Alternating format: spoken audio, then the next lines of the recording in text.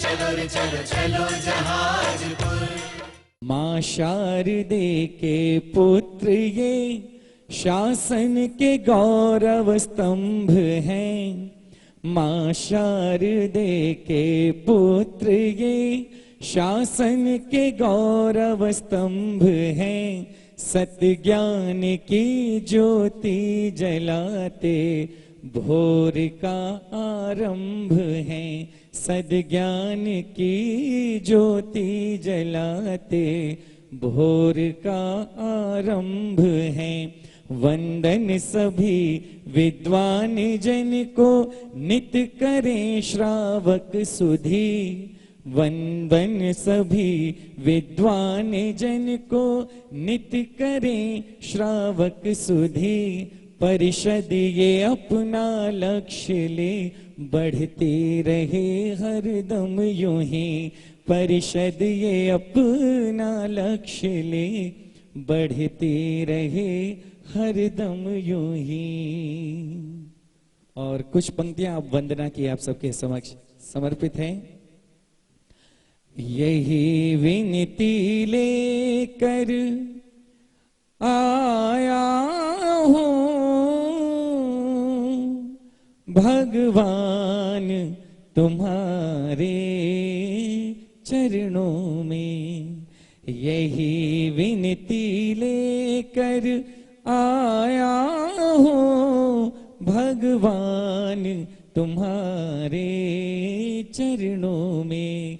मेरे भक्ति भाव को मिल जाए प्रभु स्थान तुम्हारे चरणों में। यही विनती लेकर आया हूँ। धन यौवन पर अभिमान न हो, मिथ्यात्व से पूरित ज्ञान न हो। धन यौवन पर अभिमान न हो, मिथ्यात्व से पूरित ज्ञान न हो। कभी देव शास्त्र और गुरुओं का भूले से भी अपमान न हो।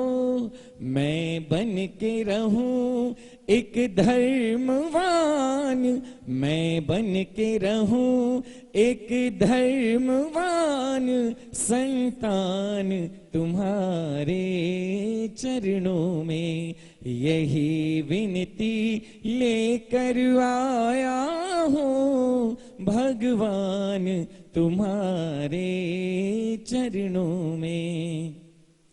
संकल्प अटल व्रत नियम अटल, किस स्थिति में संयम छूटे ना। संकल्प अटल व्रत नियम अटल, किसी स्थिति में संयम छूटे ना। दर्शन पूजन वंदन सुमिरन करने का क्रम कभी टूटे ना। यदि कुछ न रहे तो मैं रख दूं, यदि कुछ न रहे तो मैं रख दूं मन प्राण तुम। तत्वार्थ सूत्र का पहला सूत्र क्या है? बोलिए। तत्वार्थ सूत्र का पहला सूत्र बोलिए। सम्यक दर्शन ज्ञान चारित्राणि मोक्ष मार्गा। कहां से धर्म की शुरुआत करी है? अरे बोलिए ना, धर्म की शुरुआत कहां से करी है? सम्यक दर्शन से। सम्यक दर्शन को जानना, मानना और धारण करना, ये जैनी का प्रथम कर्तव्य है।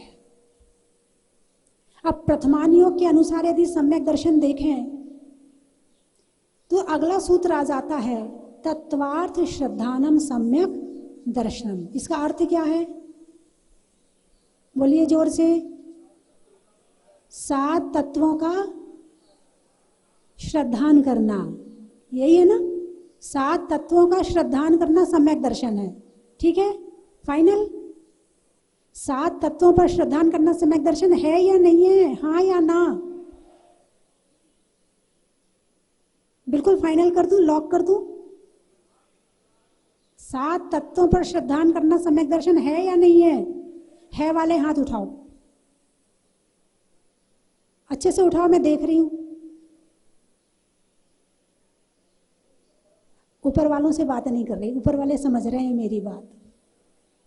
सूत्र क्या है? तत्वार्थ श्रद्धानम सम्यक दर्शनम। तत्व का अर्थ सहित भाव सहित श्रद्धान करना। तत्व श्रद्धानम सूत्र नहीं है, सूत्र तत्व श्रद्धानम नहीं है, सूत्र है तत्वार्थ श्रद्धानम। सूत्र का तत्व अर्थ भाव सहित श्रद्धान करना सम्यक दर्शन है। यह प्रथमान योग का सम्यक दर्शन हो गया।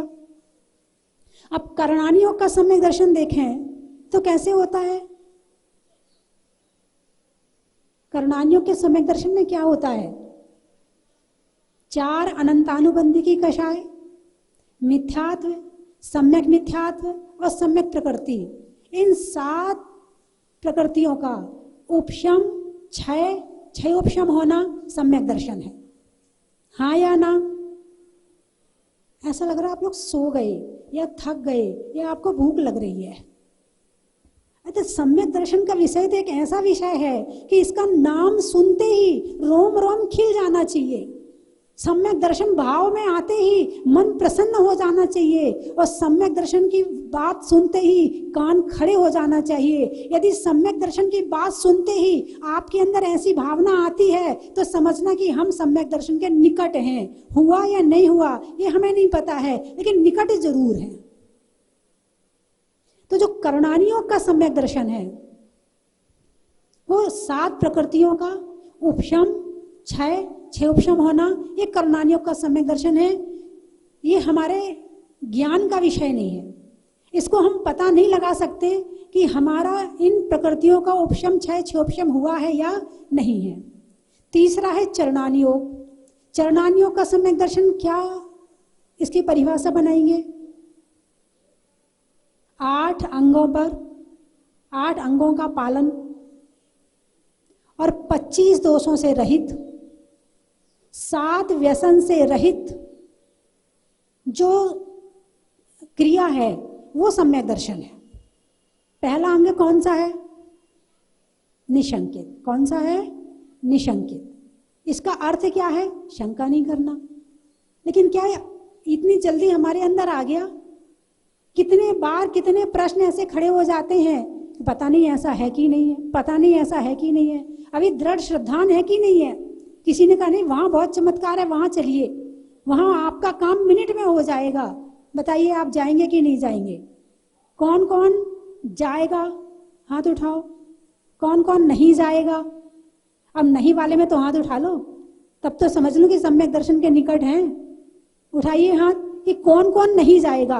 कितना भी काम बिगड़ रहा हो और यदि कोई कितना भी आपको ले जाने की कोशिश करे और आप कहो कि नहीं मेरा दृढ़ श्रद्धान तो जिन धर्म पर है, देव शास्त्र गुरु पर है, नमोकार मंत्र के ऊपर है, इसके अलावा मैं कहीं और नहीं जाऊंगा, तो समझना ये चरणानियोग का सम्यक दर्शन है। सम्यक दर्शन हुआ या नहीं हुआ ये थर्मामीटर है, लगा करके देख लो कि हम सम्यक दृष्टि हैं या नहीं है। और अगला है निकांक्षित। कौन सा अंग है? अरे जोर से बोलिए ना, उच्चारण तो कर लो, जिनवाणी का शब्द है। कौन सा अंग है? निकांक्षित। इसका अर्थ क्या होता है? आकांक्षा से रहित होकर के धर्म करना। बोलिए हाँ या ना। एक बार सम्यक दृष्टि बन जाओ आप। और आपने सम्यक दर्शन की महिमा रत्न शावकाचार्य में पढ़ी है, आपने सम्यक दर्शन की महिमा और उसका विस्तार तत्वार्थ सूत्र में पढ़ा है, और सम्यक दर्शन के विषय में 6 ढाला में भी बहुत कुछ लिखा गया है। और ऐसा कौन सा शास्त्र है जो सम्यक दर्शन की बात नहीं करता है? समस्त शास्त्र सम्यक दर्शन की बात करते हैं। तो इसीलिए शुरुआत ही धर्म की सम्यक दर्शन से होती है। दूसरे अंग का नाम है निकांक्षित अंग, आकांक्षा से रहित होकर धर्म करना। एक डॉक्टर होता है, वो भी क्या करता है, कोई यदि गरीब पेशेंट आ जाए, कोई बात नहीं, तू ऐसे ही फीस मत दे, इलाज करवा ले। कुछ डॉक्टर ऐसे भी होते हैं। कुछ वकील होते हैं, किसी गरीब का केस लड़ना हो, वो कहेगा बाबूजी मेरे पास पैसे नहीं है, मगर बहुत मुसीबत है। वकील यदि धर्मात्मा होगा, कहेगा कोई बात नहीं है, मैं तेरा केस लड़ूंगा, तू पैसा मत दे, कोई बात नहीं है। इतने केस पैसे के लिए लड़ता हूँ, एक केस बिना पैसे के लिए लड़ूंगा। ऐसे कोई दवाई की दुकान वाले भी बहुत सारे ऐसे होते हैं कि जो दवाइयाँ गरीबों को फ्री में दे देते हैं। तो इस तरह से आकांक्षा रहित होकर कुछ काम करना, वैसे तो सम्यक दर्शन के हिसाब से आकांक्षा रहित होकर के धर्म करना। अभी मैंने एक दिन परसों नरसों चर्चा की थी कि एक डॉक्टर को डॉक्टर बनने के लिए कितने साल पढ़ाई करना पड़ता है। अरे बोलिए ना, कम से कम 5 साल और अधिक से अधिक 8 साल, ठीक है। और फ्री में हो जाती है क्या? कितने रुपए लगते होंगे? कितने? 50 से 1 करोड़ के बीच में, इतने में एक डॉक्टर की पढ़ाई होती है। तब वो एक डॉक्टर बनता है और शरीर की बीमारियां खोज खोज के उसे दूर करने का प्रयास करता है ना। एक सीए बनने के लिए कितने साल पढ़ना पड़ता है? 5 साल, ठीक है। अच्छा, कितने घंटे पढ़ना पड़ता है? कम से कम 20 घंटा पढ़ना पड़ता है, उसके बाद वो सीए बन पाता है ना। इसी तरह से एक वकील बनने के लिए कितना पढ़ना पड़ता है, एक इंजीनियर बनने के लिए कितना पढ़ना पड़ता है, एक टीचर बनने के लिए कितना पढ़ना पड़ता है, और एक विद्वान बनने के लिए कितना पढ़ना पड़ता है। अच्छा, हमारे सुरेंद्र भारती जी कह रहे हैं टोपी लगा लो पंडित हो गए। नहीं, बहुत बहुत बड़ी बात है। एक डॉक्टर को शरीर की बीमारियां खोजना है, गलती हो जाएगी तो एक पेशेंट का नुकसान होगा। एक सीए को हिसाब किताब करना है, गलती हो जाएगी तो नोट का नुकसान होगा। एक वकील यदि गड़बड़ करता है तो वो केस हार जाएगा, एक का नुकसान होगा।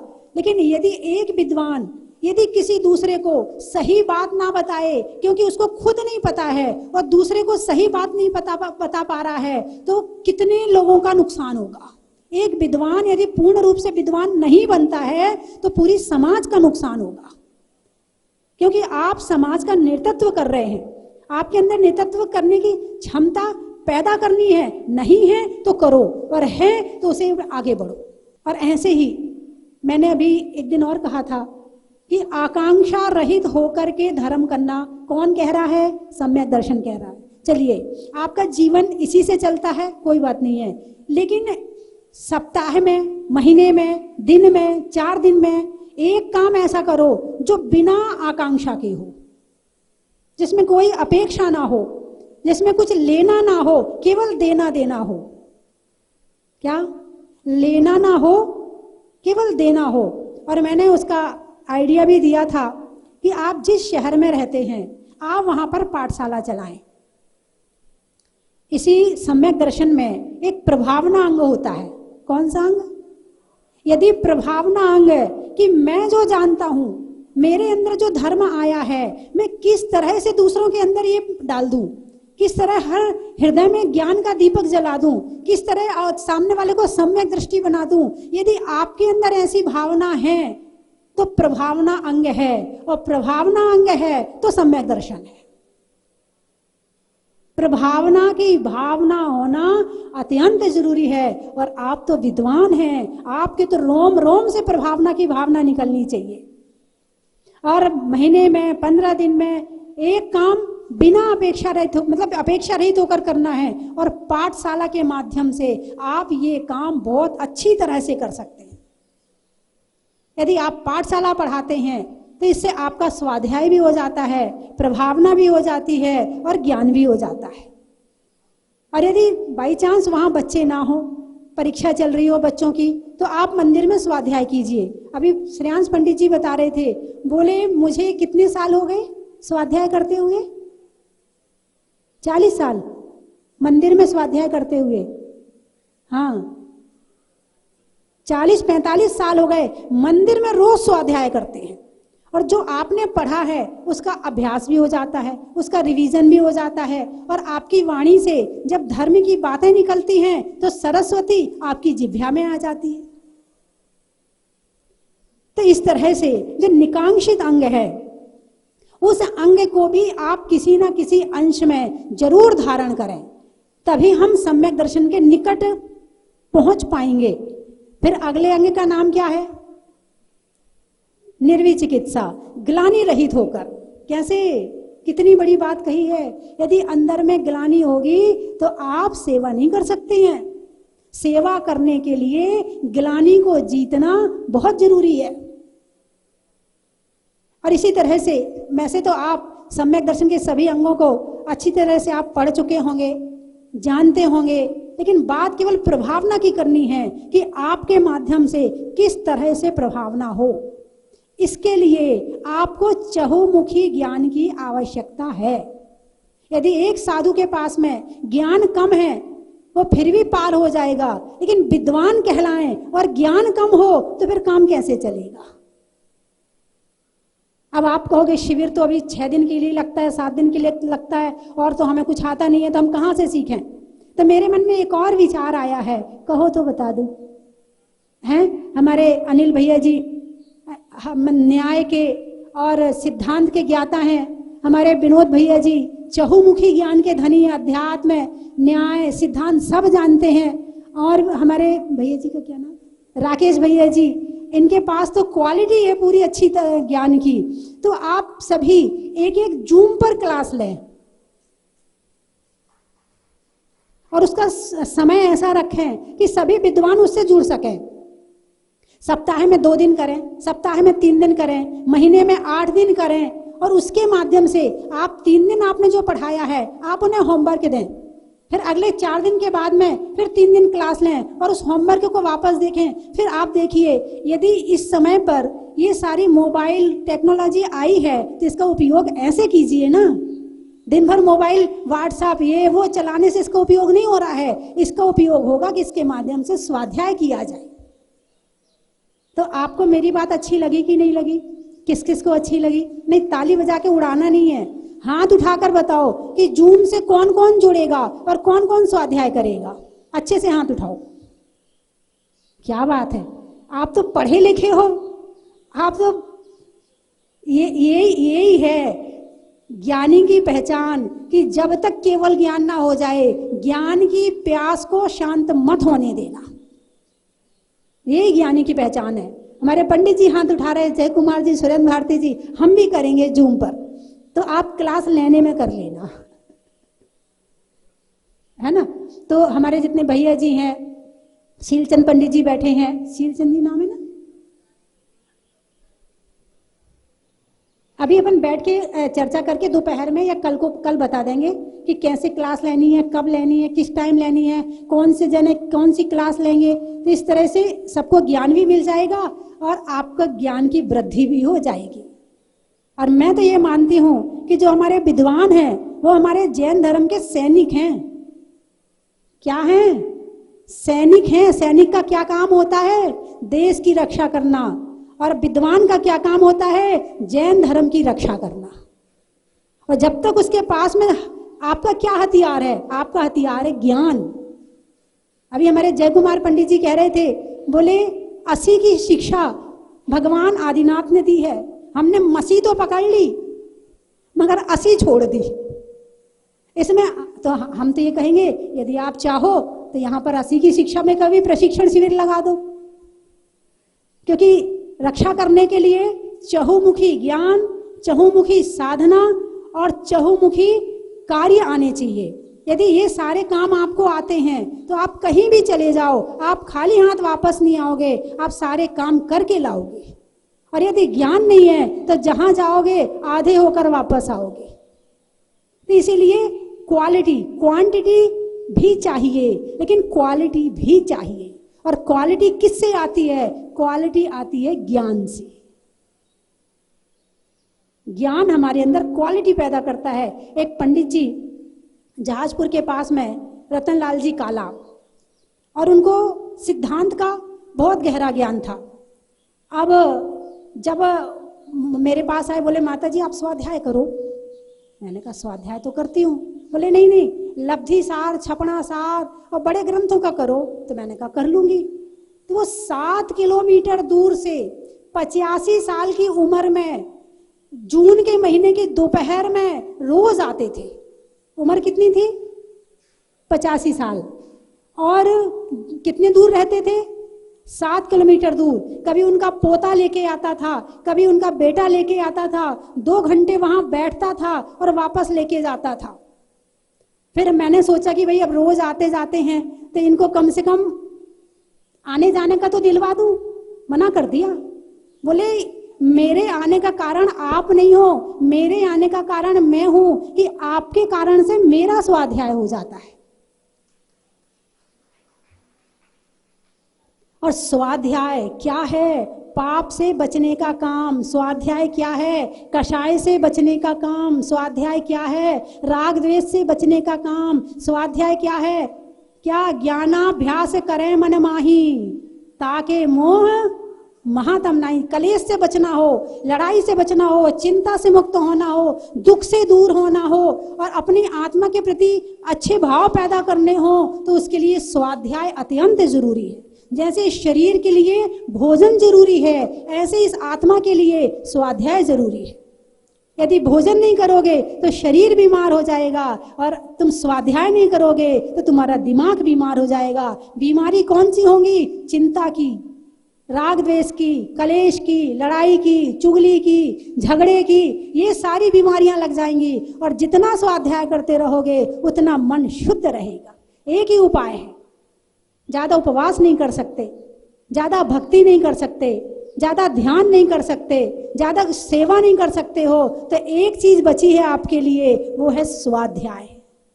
और आप वो भी ना करो तो फिर कौन सा रास्ता है हमारे लिए पार होने का? तो स्वाध्याय जीवन में अत्यंत जरूरी है। अब मैं ये जानना चाहूंगी कि प्रतिदिन स्वाध्याय कौन कौन करता है? आज मेरी प्रेरणा से कौन कौन स्वाध्याय करेगा? अब हाथ उठाओ, अच्छे से हाथ उठाइए। अभी भी कुछ लोगों ने नहीं उठाया है। यदि आप विद्वान की श्रेणी में आते हैं तो आपके लिए स्वाध्याय जरूरी है। आप एक बात ध्यान रखना, एक जो सैनिक होता है ना, जो देश की रक्षा के लिए बॉर्डर पर रहता है, लड़ाई रोज नहीं होती है। क्या? लड़ाई रोज नहीं होती है, लेकिन फिर भी 10 किलोमीटर रोज दौड़ते हैं। फिर भी वो पायलट जो होते हैं, वो जो लड़ाकू विमान होते हैं, उसको चलाने का अभ्यास रोज करते हैं। जिसके हिस्से में जो काम आता है वो रोज करता है, अभ्यास करता है। क्यों करता है? यदि अचानक कभी लड़ाई हो जाएगी तो कहीं ऐसा ना हो कि मैं भूल जाऊं। एक जो घोड़ा होता है, राजा का घोड़ा, राजा का घोड़ा अभ्यास करता है रोज। यदि बिना अभ्यास के घोड़ा युद्ध के मैदान में भेज दिया जाए, राजा हार जाएगा।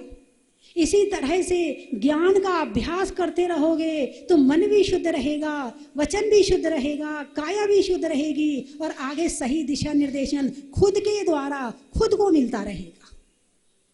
इसलिए आत्मा के लिए स्वाध्याय जरूरी। ज्ञानाभ्यास प्रतिदिन, अभीक्षण ज्ञानोपयोग, लगे रहो लगे रहो लगे रहो लगे रहो। जितना लगे रहोगे उतना दूसरों के लिए नहीं, खुद के लिए। क्या? स्वाध्याय किसके लिए करना है? अरे बोलिए ना, जोर से बोलिए। स्वाध्याय किसके लिए किया जाता है? खुद के लिए। चलो मैं कह रही आप खुद के लिए मत करो, मगर कर लो, किसी के लिए कर लो, कर तो दो। और जब जैसे कि एक घटना आती है कि एक सेठ जी थे, तो वो सेठ जी एक दिन जा रहे थे, एक व्यक्ति खड़े होकर चिल्ला रहा था और मुनियों को बहुत उल्टा सीधा बोल रहा था कि इनके घर में खाने को नहीं होता वो मुनि बन जाते हैं, जिनके घर में कुछ नहीं होता वो आके यहाँ महाराज बन जाते हैं। तो सेठ जी को बड़ा बुरा लगा, लेकिन उस समय उत्तर नहीं दिया। सेठ जी को विदेश जाना था व्यापार के लिए, तो जब वो जाने लगे तो उस व्यक्ति से कहा तू भी चल, तो उसको साथ ले लिया। अब रास्ते में आगे पहुंचे तो अष्टानी का पर्व पड़ गया। अष्टानी का पर्व पर सेठ जी ने उस व्यक्ति से कहा भैया मैं तुझे 50,000 रुपये दे दूंगा, तू 8 दिन के लिए मुनि बन जा। अब उस व्यक्ति ने 50,000 कभी सुने भी नहीं थे, देखने की भी तो बात बहुत दूर की है। तो उसने सोचा कपड़े ही तो उतारना है, करना क्या है, चलो कपड़े उतार देते हैं, कोई बात नहीं, कौन कुछ कहेगा। उतार दिए कपड़े। अब सेठ जी ने कहा भैया हमारे महाराज केश लॉन्च भी करते हैं। अच्छा ठीक है, बोले देख लो यदि आप करवाना चाहो तो ठीक हो, नहीं तो 50,000 के पीछे उसने केश लॉन्च भी करवा लिए। रोते धोते चिल्लाते उसने केश लॉन्च करवा लिए। अब बोले खाना लाओ, तो बोले खाना, बोले जिस दिन केश लॉन्च होता है उस दिन उपवास होता है, इसलिए आज आपको खाना आहार नहीं मिलेगा। तो बोले अच्छा, तो बोले कब मिलेगा, बोले कल मिलेगा। अब कल हुई, उसने बेचारा रात भर जागते जागते जैसे तैसे रात गुजारी। सुबह हुई तो सुबह बोले पानी तो ले आओ, बोले ना उसी समय पानी और उसी समय भोजन, दोबारा नहीं लेना। अब आहार का समय हुआ तो बता दिए कैसे निकलना है, तो उस हिसाब से वो निकल गया।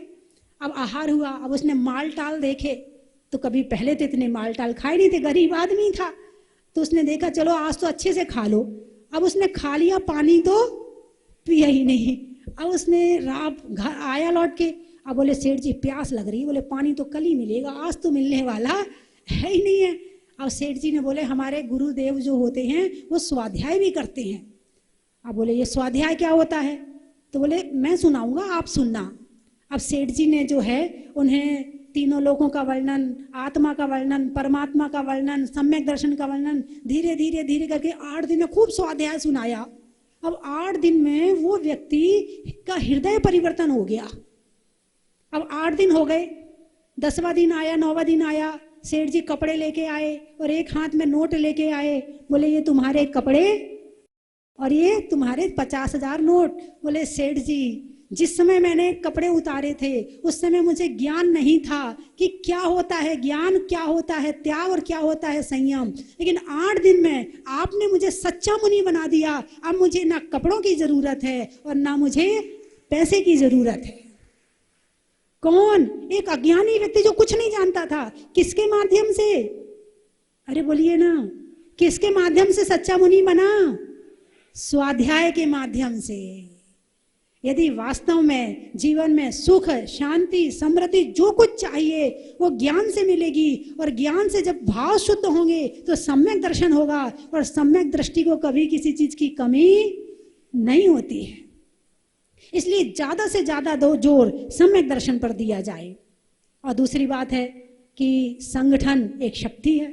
एक लकड़ी होगा कोई भी तोड़ देगा, लेकिन जब उसका गट्ठर बना दिया जाएगा कोई नहीं तोड़ सकता है। ऐसे आप विद्वान सब एक साथ बैठे हैं तो आपको कोई कुछ नहीं कर सकता। आपकी सुरक्षा के लिए पूरा संघ है, सब है आपके पास में। कभी कोई कुछ कह भी दे आपको तो आपके लिए सब है, लेकिन यदि आप अकेले रहोगे तो कहीं आपकी सुरक्षा रहने वाली नहीं है। तो जो मैंने कहा कि जो हमारे सैनिक हैं आप, तो वो सैनिक बन के बताएं। और वो सैनिक तो अभ्यास बाहर का करता है, लेकिन आप सैनिक को अभ्यास स्वाध्याय का करना है। हाँ या ना? अरे बोलिए ना, कौन कौन करेगा? एक बार और हाथ उठा दो, मैं देख लूं। कम से कम आधा घंटा 15 मिनट तो पढ़ना ही पढ़ना है। और जो प्रश्न समझ में ना आए उसे जो हम जूम की क्लास लगाएंगे उसमें पूछना है। और जूम में भी स्वाध्याय होगा। यदि आपने संकल्प लिया है और जूम की क्लास अटेंड करते हो तो हम उसको भी स्वाध्याय मानेंगे, वो भी स्वाध्याय माना जाएगा, है ना? तो आज कुछ लोगों का, विद्वानों का चयन करके उन्हें पुरस्कृत किया गया। क्यों किया गया? उनके अंदर कोई क्वालिटी थी या वैसे ही कर दिया? अरे बोलिए ना, कुछ तो क्वालिटी होगी तभी तो उनका चयन हुआ है। आप भी पैदा करो क्वालिटी। जैसे अभी बताया था, एक भैया जी बोल रहे थे कि सूरज को अपना परिचय देने की जरूरत नहीं है, आने के पहले उजाला हो जाता है और घर के अंदर घुस के चला जाता है। यानी काम करोगे तो नाम अपने आप होगा। नाम की चिंता मत करो, काम करो। यदि काम में क्वालिटी है तो लोग तुम्हें फोन करके बुलाएंगे, भैया जरा आना, ये बता देना।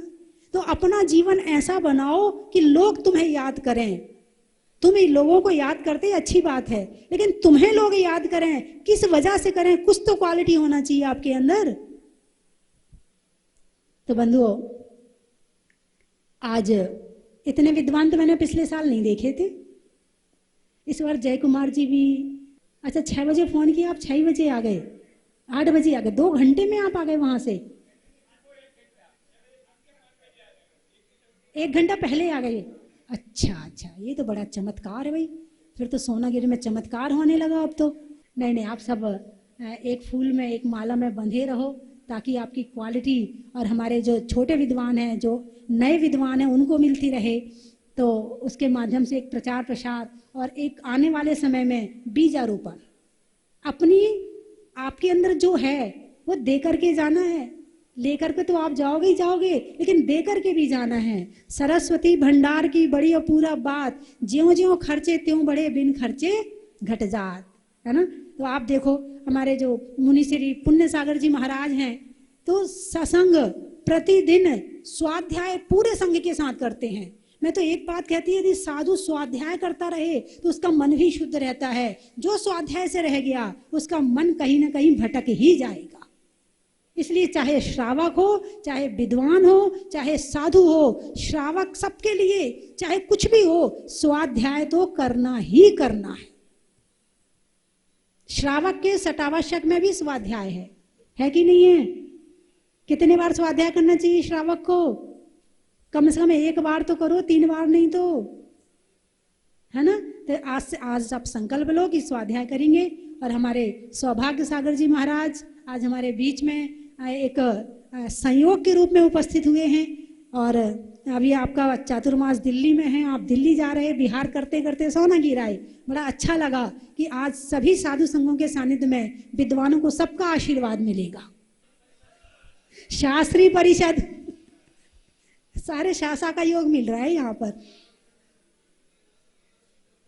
शीतल चंद जी, सनत जी, बहुत बढ़िया, शील चंद जी, शीतल, और हमारे संघ की हमारी छुल्ली का दोनों माता जी, जिन्होंने पूरे देश में डंका बजा रखा है। सासे समोशरण मंदिर, है ना, पूरे देश में डंका बजा रखा जिन दोनों माता जी ने, सुनाई देती हूँ, है ना। होने में गदगद का, मंत्रों में बदवद का, और अधिवेशन होने में शास्त्री परिषद का, देने में दान का, शरीर में कान का, और होने वाले आज 9 विद्वानों के सम्मान का, हिंदी में मात्रा का, स्कूल में छात्रा का, आज आपकी सोनागिर की यात्रा का, नहीं करने में परेशान का, रहने में मकान का, और हमारे आने वाले इतने सारे विद्वान का।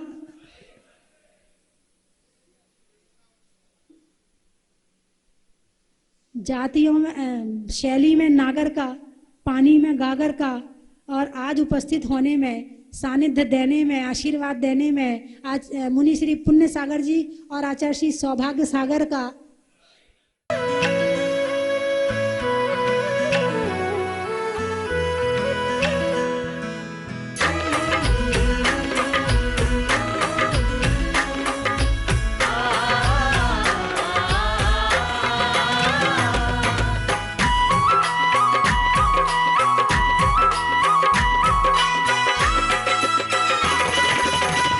चन की थाल को सजाओ रे आज, रत्नों की थाल को भर लाओ रे आज। आओ आओ करे रे गुणगान आरती भगवन की, आओ आओ करे गुणगान आरती भगवन की। आओ आओ करे रे गुणगान आरती भगवन की।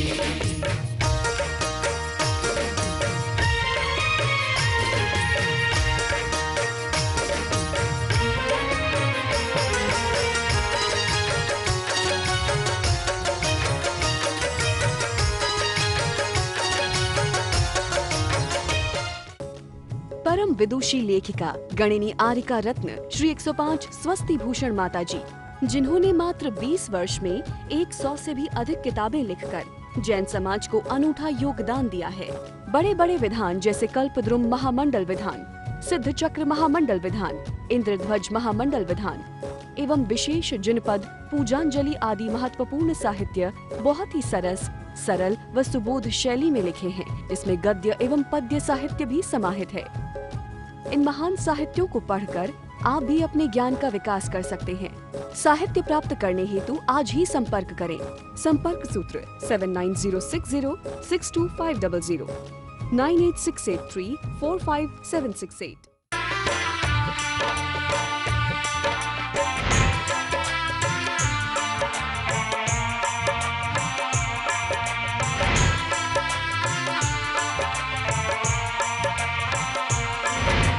चलो रे चलो रे चलो, चलो रे चलो रे चलो, चलो जहाजपुर।